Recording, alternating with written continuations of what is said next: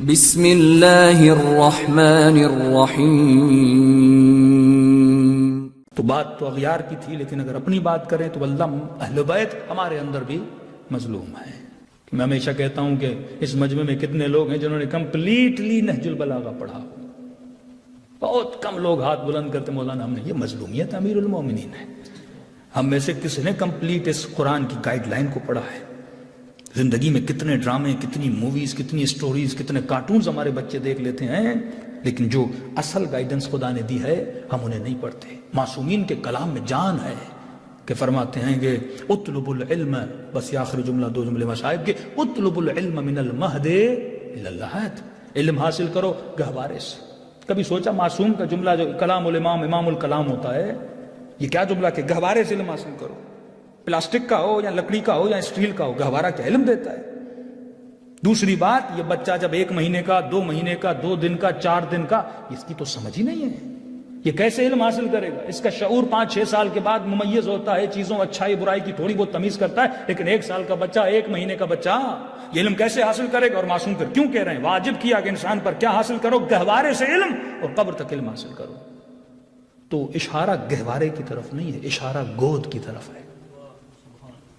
مطلب جب جوان شادی کرنے جائے تو نیت یہ نہ کرے کہ اپنی بیوی ڈھونڈنے جا رہا ہوں، یہ نیت کر، ویژن دے رہے ہیں معصوم، یہ نیت کر کے جاؤ کہ اپنے بچوں کے لیے ایک ماں کو تلاش کرنے جا رہا ہوں۔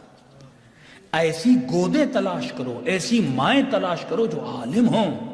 اب بچہ جب اس عالمہ عورت کے گود میں پلے گا تو پھر جا کے یہ خمینی بنتا ہے، پھر جا کے یہ بہجت حسینی بنتا ہے۔ یہ اثر کس کا ہے؟ ان معصوم کا سارا جو فوکس ہے وہ ماں کی گود پر ہے۔ اگر گودیں ام البنین جیسی ہوں تو بچے عباس جیسے بنتے ہیں۔ تو واللہ اگر جاہل ماں کی گود میں بچہ دے دو کہ یہ جاہل بن جائے گا۔ تو مطلب تربیت کا جو سب سے بڑا مہد اور اسکول ہے وہ کیا ہے؟ وہ ماں کی گود ہے۔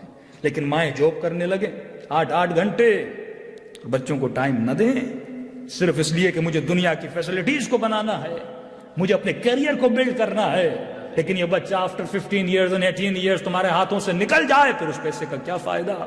جب دنیا سے چلے جاؤ اور خدا قبر میں پوچھے میں نے اتنی بڑی امانت اور مشین تمہیں دی تھی، اس بچے کے نام تھے، تم نے اس کی تربیت کیسے کی؟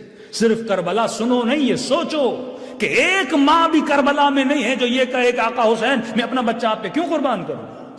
حسین روک رہے ہیں لیکن مائیں رو رہی ہیں، مجھے اپنا بچہ آپ پہ قربان کرنا ہے۔ اس خیمے میں بیٹھ کے اپنے بچوں سے کہہ رہی ہے میرے لال کل ایسے نہ لڑنا کہ لوگ یہ بولے یہ ماں کے دودھ کا اثر ہے۔ ایران کے بہت بڑے مجتہد عراق کے، جب ان کو پھانسی دی جا رہی تھی نا، عراق میں پھانسی دی جا رہی تھی، تو اس کا بیٹا جب باپ کو پھانسی دی جا رہی تھی وہ تالیاں بجا رہا تھا خوشی کے مارے۔ لوگوں نے پوچھا کہ یہ آپ کا بیٹا، آپ اتنے بڑے عالم؟ کہ مجھے پتا ہے یہ ایسا کیوں بنا۔ کا کیوں؟ کہ جب یہ پیدا ہوا تو اس کی ماں کا دودھ خشک ہو چکا تھا۔ عرب کے کسی محلے میں خاتون کے پاس دودھ تھا، ہم نے دیا، ہمیں بعد میں پتا چلا وہ عورت ناصبی تھی، ہمیں بعد میں پتا چلا وہ مولا علی کو گالیاں دیتی تھی۔ ہاں، جب ناصبی عورت کا دودھ پیے گا تو بچہ بھی کیا بنے گا؟ ایسا بنے گا۔ ہر چیز کا اثر ہوتا ہے۔ تو میرے عزیز، اسپیشلی ماؤں کو کہتا ہوں، آپ کی ڈیوٹی اللہ نے کمانا نہیں بنائی، نفقہ مرد پہ واجب ہے، دن رات محنت کرے، 18 گھنٹے محنت کرے، یہ اس کی ڈیوٹی ہے، عورت کی ڈیوٹی نہیں ہے کہ وہ کمائے۔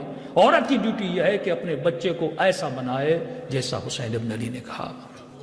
بچے تب جا کے اکبر بنتے ہیں، قاسم بنتے ہیں۔ اہل بیت کے پاس جادو کی چھڑی نہیں تھی کہ قاسم قاسم بن گئے، نہیں، تربیت کا اثر ہے، یہ ماں کی تربیت ہے، تب جا کے بچے ایسے بنتے ہیں۔